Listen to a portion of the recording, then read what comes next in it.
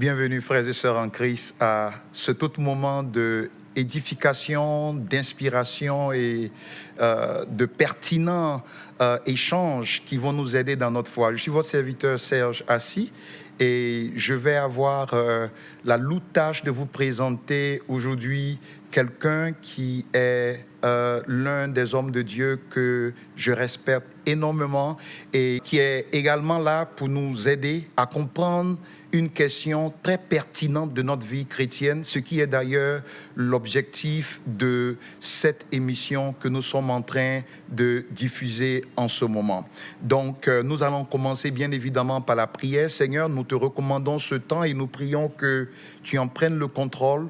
Nous prions que tu sois au devant de chaque chose et qu'à la fin de ce moment d'échange, nos vies soient changées, que nous soyons instruits par ta parole, édifiés par ton message et surtout que nous comprenons ces choses-là par lesquelles tu veux établir ton règne et ton royaume éternel. C'est au nom de Jésus que nous avons prié.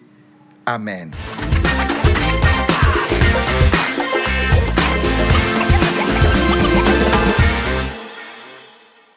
Amen.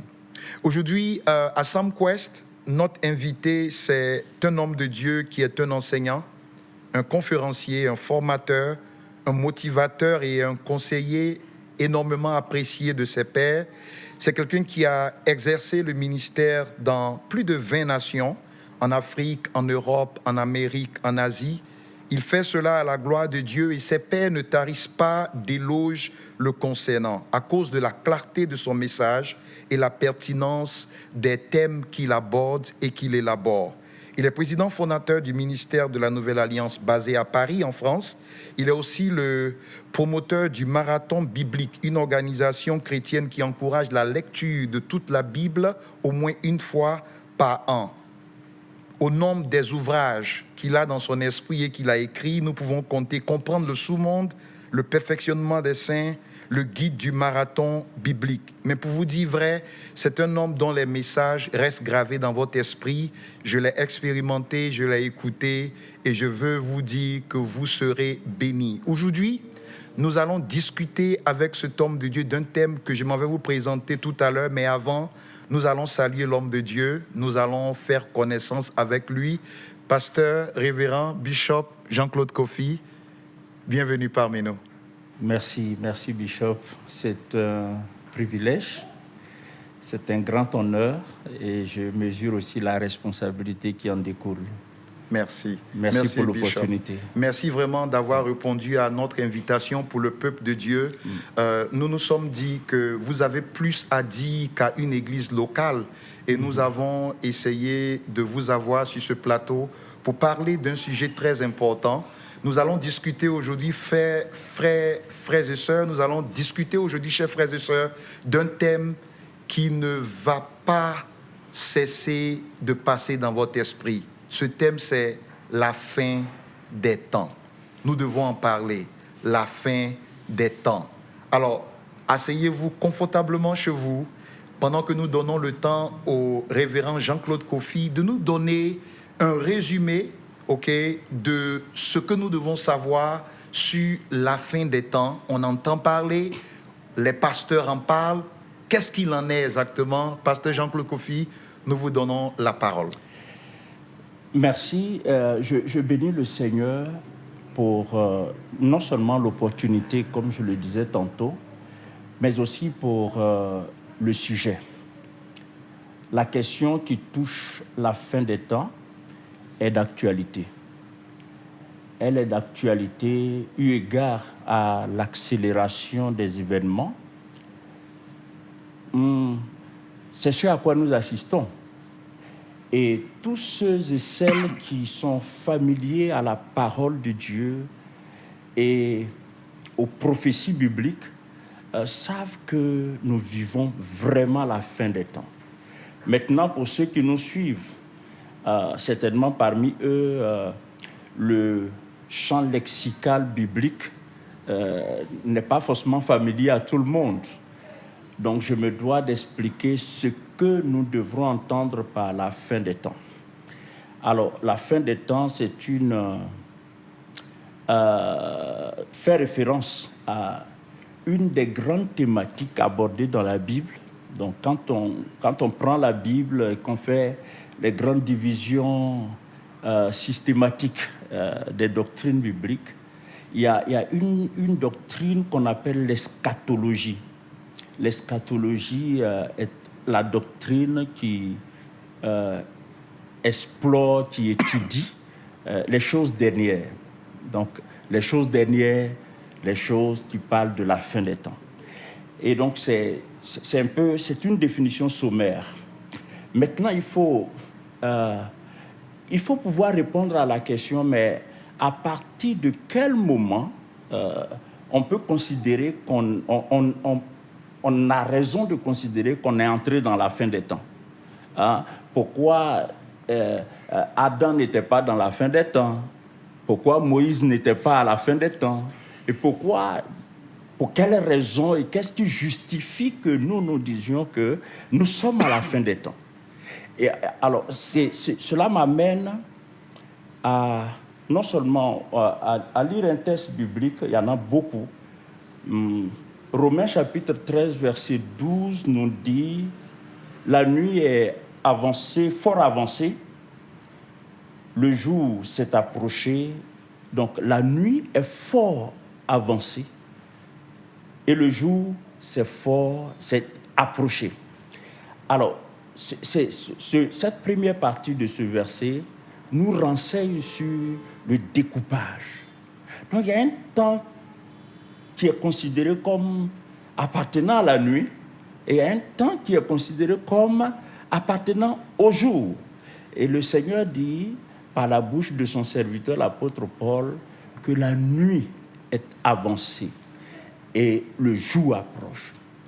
En plus de ce test, il y a d'autres tests qui nous donnent des indices que j'appelle des indices chronologiques. Des indices qui nous ramènent à l'agenda de Dieu. La Bible est claire là-dessus.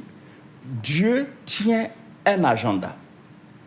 D'ailleurs, pour la compréhension de ceux qui nous écoutent et pour que l'assimilation de la notion de fin de temps soit claire dans l'esprit des uns et des autres, et surtout pour que le message qu'on veut faire passer, parce qu'il est important que chacun de nous comprenne que nous sommes effectivement à la fin des temps. Je vais relever quelques indices chronologiques qui témoignent de l'existence de l'agenda de Dieu. Alors, un des indices, c'est les dispensations. L'histoire de l'humanité est couverte par des dispensations. Les dispensations, il y en a 7, selon le découpage. Il y en a 7 ou 8. On a la dispensation, la toute première dispensation, c'est la dispensation de l'innocence. Après vient la dispensation de la conscience. Je ne vais pas pouvoir entrer dans les détails, mais je dis ça comme ça, chacun pourra poursuivre ses recherches. Il y a la dispensation de la conscience, et puis il y a la dispensation de la promesse. Après la dispensation de la promesse, il y a la dispensation du gouvernement humain. Et puis après, nous avons déjà 4 dispensations. Et après, la 4e dispensation vient la dispensation de la loi. La 5e et la 6e, c'est la dispensation de la grâce. Et enfin, la 7e dispensation, c'est la dispensation du millénium. Maintenant, en quoi ce découpage constitue un indice certain de l'agenda de Dieu? Nous avons déjà traversé 5 de ces dispensations. Et la dernière dispensation, l'avant-dernière dans laquelle nous sommes, qui est la dispensation de la grâce, selon ce que la Bible nous enseigne, cette dispensation est prévue pour durer 2000 ans. Et ça, c'est impressionnant. la dispensation de la grâce est prévue pour durer 2000 ans. J'ai été personnellement émerveillé de découvrir tous ces indices dans la parole de Dieu. Alors, qu'est-ce qui m'amène à dire ça? On a un texte dans le livre du prophète Osée. Donc, en Osée chapitre 6, les versets 1 et 2, je voudrais en proposer la lecture. Oui, oui. Venez et retournons à l'Éternel, car lui, il a déchiré et il nous guérira. Il a frappé et il bandera nos plaies. Dans 2 jours, il nous fera vivre. Au 3e jour, il nous mettra debout. Ici, donc, nous avons une division, je ne pourrais pas m'étaler dans l'explication, mais une division du temps. Il apparaît clairement, et c'est une évidence dans la parole de Dieu, que Dieu a accordé à l'humanité 6000 ans. Donc, le 7e millénaire étant le millénium. Comme on entend parler dans le livre de l'Apocalypse, n'est-ce pas? Tout à fait, tout à fait. Et donc, les 7 dispensations, donc la 6e dispensation, c'est la dispensation de la grâce. Et la 7e et dernière dispensation, selon le découpage que j'ai proposé, c'est le millénium. Et le millénium, donc, s'ajoutant aux 6000 ans, confère à l'humanité 7000 ans d'histoire avant l'établissement de l'éternité sur la terre. Avant que la Jérusalem céleste ne descende sur la terre et qu'on entre dans l'éternité, donc de façon définitive. Alors, pourquoi c'est important de comprendre ça? Parce que il y a 2000 ans dévolus à la dispensation de la grâce. Et sur les 2000 ans dévolus à la dispensation de la grâce, nous sommes pratiquement à la fin de ces 2000 ans. Le temps imparti ne nous permet pas d'entrer dans des calculs, mais nous sommes pratiquement à la révérend, fin. Les 2000 ans ont donc commencé avec la venue de Christ, n'est-ce pas? Les 2000 ans, bon, strictement parlant, les 2000 ans ont commencé avec la crucifixion et la descente du Saint-Esprit. Ok. Donc, dans ces eaux-là, donc la crucifixion. Les 2000 ans n'ont pas commencé à la naissance de Christ. Ça a commencé à la crucifixion. L'erreur que les gens font souvent, c'est qu'ils font remonter les 2000 ans à la naissance de Christ. Mais les 2000 ans s'adressent à l'expérience du salut. D'accord. La naissance du Christ n'a pas procuré le salut. C'est sa mort à la croix qui nous a mis qui a dans initié la dispensation le salut. De la grâce. Voilà, okay. C'est l'expérience, c'est la crucifixion. Jean 19, 30 dit, donc le fameux tétélestai, qui dit, tout est, Jésus a poussé ce cri fameux et célèbre qui dit, tout est accompli. Le tout est accompli, c'est le début du salut de l'humanité. Wow. OK. Parce que c'est sur le fondement du tout est accompli que le salut est expérimenté, le si grand salut. Et donc, à partir de cet instant, jusqu'à l'enlèvement de l'Église, on sera pratiquement à la fin des 2000 ans. En sachant que, après l'enlèvement de l'Église, juste après l'enlèvement de l'Église, il y aura 7 ans qui séparent l'enlèvement de l'Église de la manifestation de l'Antéchrist. Non, du millénium. Du millénium, pardon. Mais en fait, parce que il faut dissocier l'enlèvement de l'Église et le retour glorieux du Seigneur Jésus. Bien sûr, bien sûr. C'est 2 choses à part. C'est 2 choses à part. Maintenant, l'enlèvement de l'Église aura lieu 7 ans avant le retour de Christ. OK.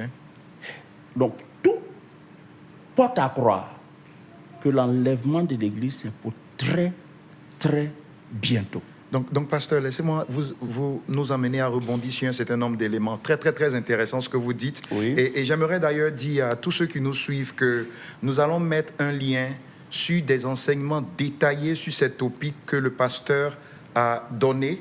Le pasteur Jean-Claude Kofi a donné des enseignements détaillés sur ces choses que vous pourriez retrouver avec des liens que nous allons poster sur son site, et donc vous pourriez apprendre plus. Mais ce que je voulais dire, homme de Dieu, c'est que en réalité, je veux vraiment être terre à terre pour celui qui est moyen et qui nous écoute. Donc, on comprend donc le principe des dispensations.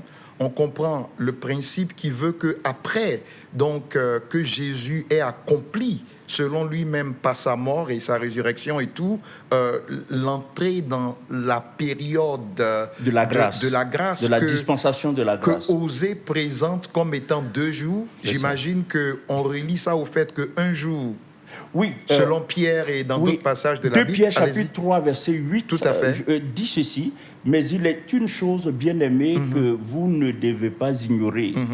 C'est que devant le Seigneur, un jour est comme 1000 ans, n'est-ce pas? Et 1000 ans sont comme un jour. Donc, quand Osée nous parle de 2000 ans, je recolle les morceaux pour celui qui nous écoute. Quand Osée nous parle de 2 jours, en réalité, il est certainement en train de nous parler de 2000 ans. Là, il s'agit de 2 jours prophétiques. Tout à fait. Donc, l'exégèse du texte, sous l'angle prophétique, doit prendre en compte la définition même que Dieu donne, à savoir que devant Dieu, un jour égale. C'est comme, par exemple, quand on prend Exode chapitre 12.